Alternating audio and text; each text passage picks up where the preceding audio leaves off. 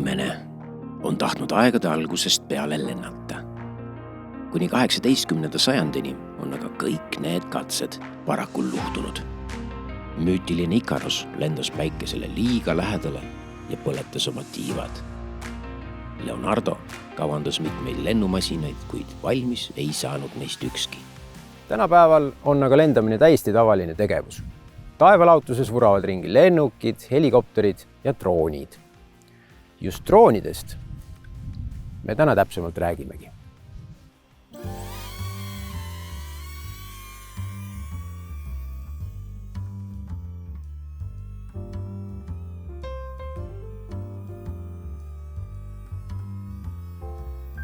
Külastame droon.ee kauplustöökoda, kus tutvume tehnoloogiaga. Teeme retke Eestimaa loodusesse, et kiigata droonilennutaja hingeellu ning uurime Transpordiameti spetsialistilt droonilennutamise seaduste kohta. Aeg lennata töökotta, kus kohtume droon.ee arendusjuhi Eduard Vainuga. Räägi, Eduard, mis asi on droon ja kust see nimetus tuleb? No, droon meie maailmas siin poes on mehitamata lennuvahend, aga tegelikkuses saab droon olla ka miski, mis sõidab mööda maad, miski, mis ujub vee peal, vee all, miski, mis liigub iseenda jõul ilma, tingimata vedamata inimest. Sõna ise tuli inglise keelest, siin kontoris natukene uurisime ka seda asja ja tuleb välja, et see tuleb nagu mesilastest. Et kui emamesilane on queen inglise keeles, siis töömesilane ongi drone ja ilmselt siis kuidagi nagu nähti seal, et see väga nagu sihikindel ja konkreetselt ülesandele seatud käitumine on siis kuidagi nagu võrreldav, mehitamata lennuvahenditega või siis üldse kõige autonoomisega.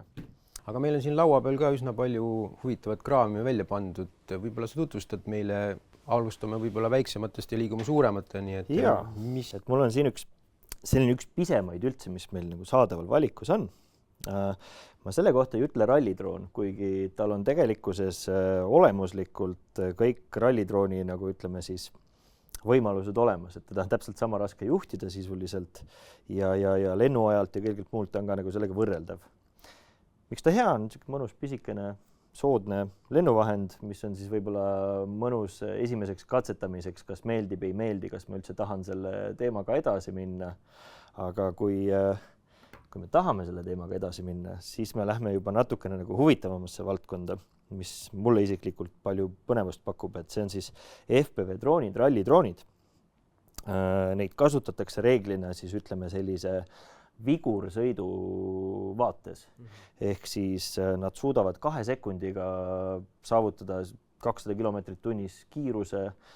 Neil on tohutult hea manööverdamisvõime. Tihtipeale need videod, mida me kõik oleme näinud, kas siis sotsiaalmeedias, YouTube'is, kus siis droonid lendavad läbi akende korstnas sisse, sealt ahjusuust välja ja siis maa alla. Et need on kõik need samad FPV droonid. Väga äge. Aga nüüd siirdume töökotta, kus lähme pisut spetsiifilisemaks. Valdav osa droone ilmselt toodetakse Hiinas, on mul õigus? Vastab tõele. Sel puhul ju tekivad huvide konfliktid Euroopa Liidu seaduste ja julgeolekuga. Kuidas sellega on?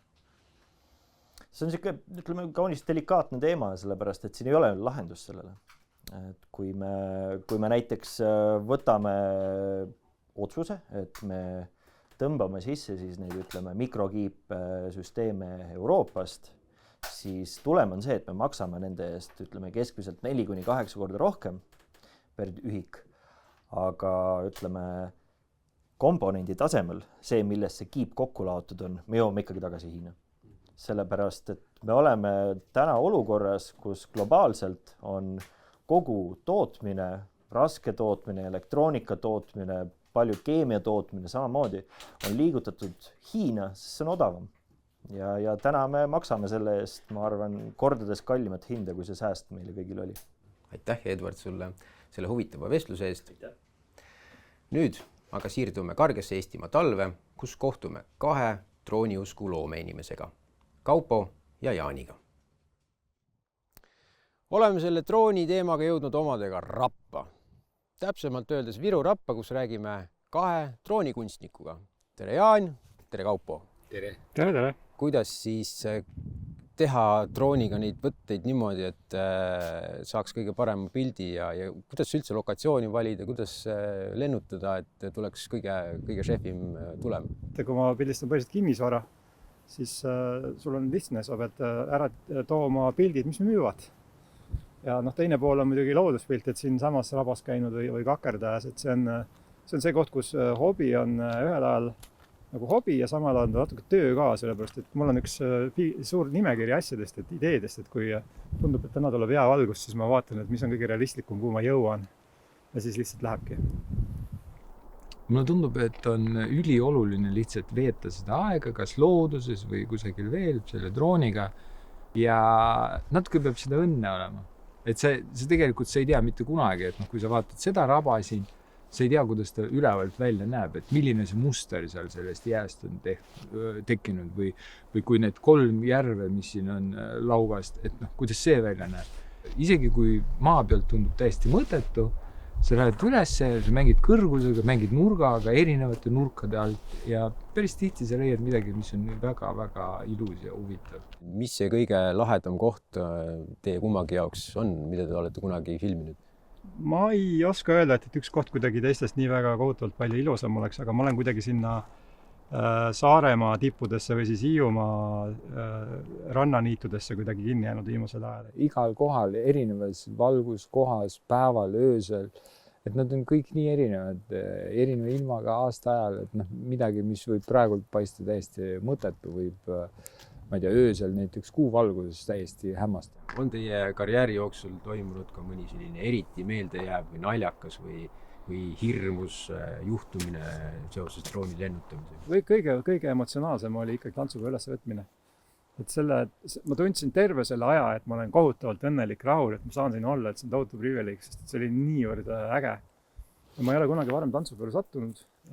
Seda viga ma rohkem ei tee, et ma ei satu. Ja järgmine aasta lähen jälle. Kas see hobuste video on sinu tehtud? See autode hobustega? See Jordaanias? Jah. Üks India autoreklaam. See nagu ikka selle filmi maailmas toimub, siis kutsutakse, et kuule, et Jordaanias ei taha tulla 10 päevaks. Mis kandub, maksate ka veel või? Ja siis me läksime sinna ja see oli õudselt lahe üritus.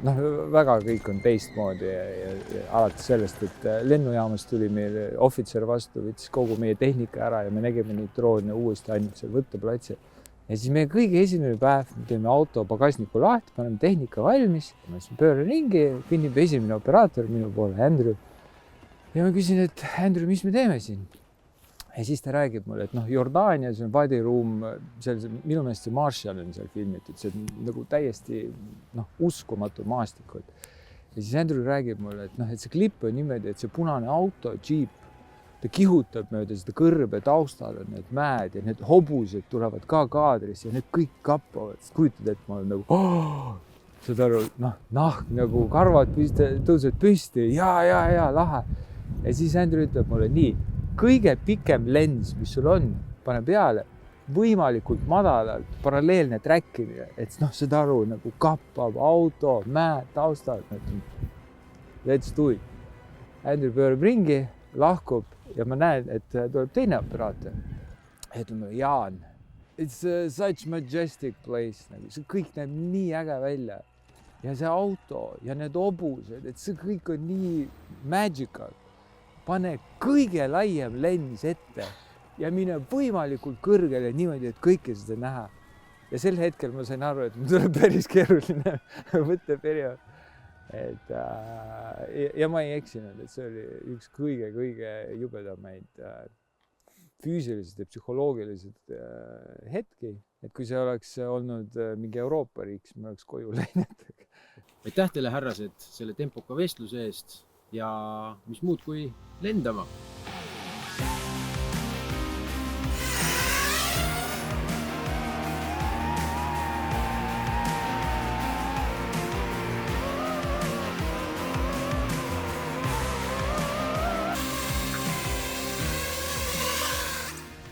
Säärane trikilend on küll efektne ja haarav, kuid kas ka legaalne? Küsimustele seaduste ja juriidika kohta laiemalt vastab Transpordiameti mehitamata lennunduse vaneminspektor Mait Rõõmus. millised on drooniga lendamise regulatsioonid ning kuidas alustada lennutamist vastavalt seadusele? Nii-öelda drooni regulatsioonid tulid 2019. aastal. Täna eristatakse siis mehitamata õhusõidukid ehk siis droonid. Need liigitatakse 3 erinevasse kategooriasse. Et meil on avatud kategooria, on erikategooria ja sertifitseeritud kategooria. Ehk siis on selline nagu riskipõhine käitamine. Avatud kategooria on selline tavakasutajatele. Seal on ette nähtud kindlad reeglid. Näiteks lennutamine peab alati toimuma visuaalses otsanähtavuses. Lennutamine ei tohi kunagi minna kõrgemale kui 120 meetrit maapinnast ja kasutada tuleb nii-öelda kindlaid droone. Lisaks avatud kategooria 1 nõue on ka see, et ei tohi lasta kukkuda materjalil, näiteks ei tohi teha nii-öelda pakivedusid ning lisaks siis avatud kategoorias on oluline see, et ei lennutata nii-öelda inimrühmade kohal. Kõige lihtsam ilmselt on kurssi viia ennast reeglitega Transpordiameti kodulehel. Et meil on seal hea ülevaade, võimalikult lihtsas keeles, et mida peab järgima. Et drooni lennutamine suures osas sõltub sellest, et mis drooni sa kasutad ja mis on nii-öelda see käitamise iseloom ja kus sa seda nii-öelda käitamist läbi viid. Droonid on andmas meie elule täiesti uut perspektiivi ehk üldisemat ja terviklikumat vaadet. Loodetavasti muudab seega meie enda mõttemaailma, viies fookuse isiklikult heaolult kogu maailma heaolule. Mina olen Rait ja te vaatasite saadet Silmad taevas.